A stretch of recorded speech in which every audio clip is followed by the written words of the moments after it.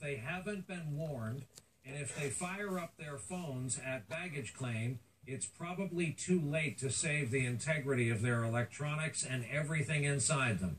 Visitors to Russia can expect to be hacked, and as Richard Engel found out upon his arrival there, it's not a matter of if, but when. Richard, good evening.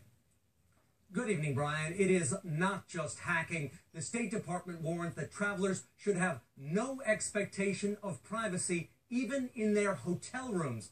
And as we found out, you are especially exposed as soon as you try and communicate with anything.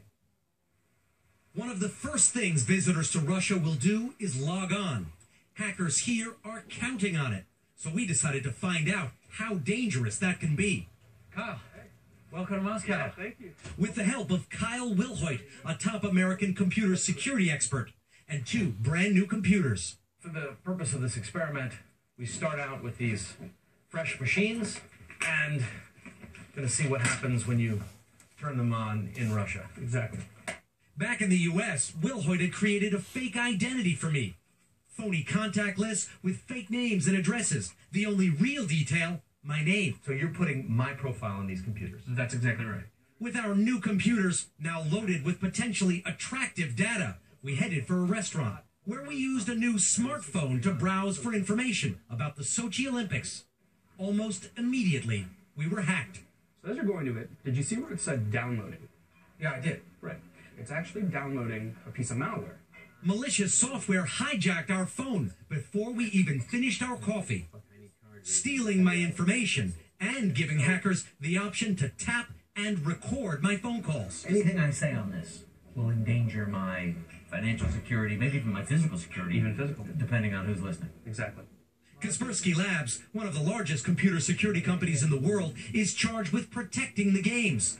But experts here say visitors will bring so many devices, the hackers will have plenty of targets.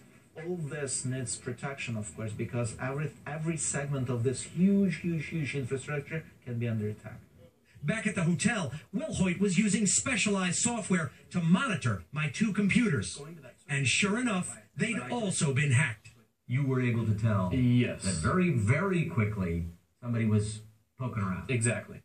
It had taken hackers less than 1 minute to pounce. Within 24 hours, they'd broken into both computers and started helping themselves to my data. So where is this information going? That computer in particular, the traffic is actually going to a server within Russia. American athletes and fans now coming to Russia by the thousands are entering a minefield the instant they log on to the internet.